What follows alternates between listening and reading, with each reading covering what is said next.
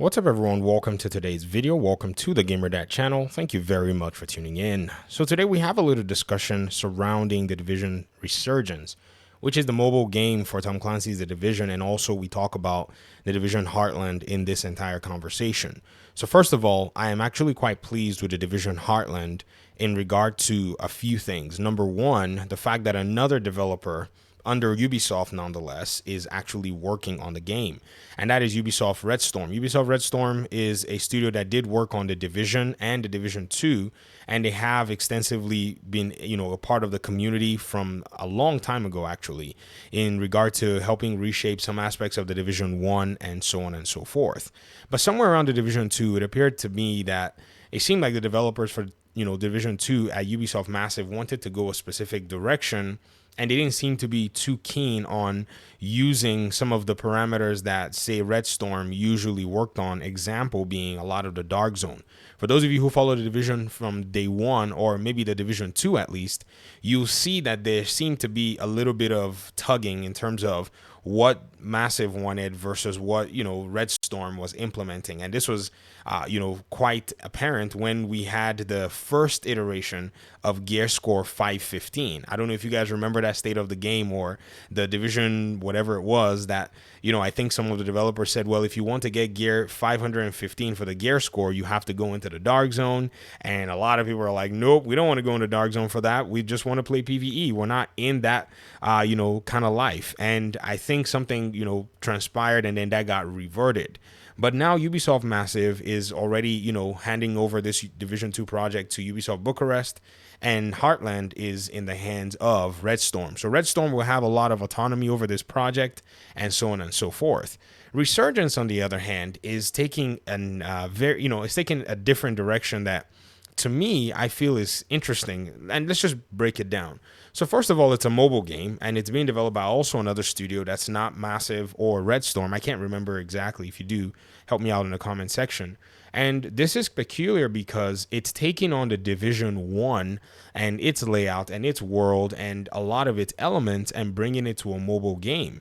And something about the Division universe that many may or may not necessarily agree with is this game is probably a game that could be in a position where it doesn't necessarily want to do too much PR anymore with its premise.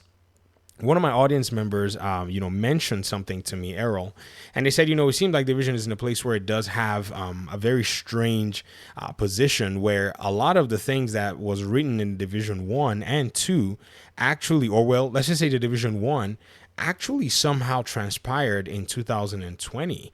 And this entire, aspect is so weird because what we saw in 2020, you go back and look at a whole bunch of different scenarios. You go back and play the Division 1 and actually look at the story and look at the premise and look at the scenario. It is way too close to comfort, in the sense that something like that was made in a video game, and somewhere 4 years later, it happened in a very, very crazy, almost too close way. And it seems to me that that might be the reason why the Division is probably starting to scale itself down without having to dig too deep into its original premise, because Heartland and Resurgence don't seem to carry on that core premise of Black Friday from the Division 1. Remember, that's kind of the crux of the entire matter. And so with Resurgence, we're just seeing some kind of a, dilly-dally going on in New York with some Dark Zone parameters and so on and so forth. Whereas Heartland took the entire game and moved all the way in to the Midwestern part of America, and is now dealing with a survival style game and so on and so forth. So I think this is probably what Ubisoft is doing, trying to rebrand the game itself. And so when you go back and you take a very close look at all of this, I think this is where the Division is. Not that the game has a bad rap. The game just happened to, I don't know if it predicted or jinxed, all of humanity. And I don't think there's a way you can actually come out and advertise a game like this on a bigger stage after the events of 2020. I don't think it's something that can be done from a corporate perspective. So what's going to happen, to this franchise, since this is the predicament that we find ourselves in? I think there are a few, interesting directions that can be taken. So initially, at one time, I remember the creative director of The Division 2, the initial creative director when the game initially came out, Julian Garrity, he asked the question, or there was a conversation around Twitter speaking about the possibility of having, say, a Division game that was a story-based action-adventure game that just didn't have these co-op elements and so on and so forth. And a lot of people seem to be really keen on that idea. Now, I think this is before 2020, took place. This was not necessarily at that time. And that idea, to me, I said, this is a very, sound and solid idea. So I think initially, this was something that we kind of dilly-dallied around. And if, Ubisoft is in a position to get something like this going, they could eventually start to develop small stories that will appeal to, say, Division audiences that have those elements. Now, I understand also that the co-op side of the game is also pretty important, but there is that side of a video game that can appeal to an audience that has never really found itself in the Division universe because of the way the Division is structured. A lot of the online and multiplayer and co-op aspects are unattractive to a lot of gamers out there. So I see this premise as something that could be viable if they are, investing this money making a mobile game or investing a little bit of money working on the Heartland project. Who's to say that there isn't that possibility that this could be the very next aspect of their game, while Heartland is taking care of the co-op and taking care of the multiplayer, in a sense, making it where it's kind of a Division light, I guess. That's probably what I, in my mind anyways, think it to be.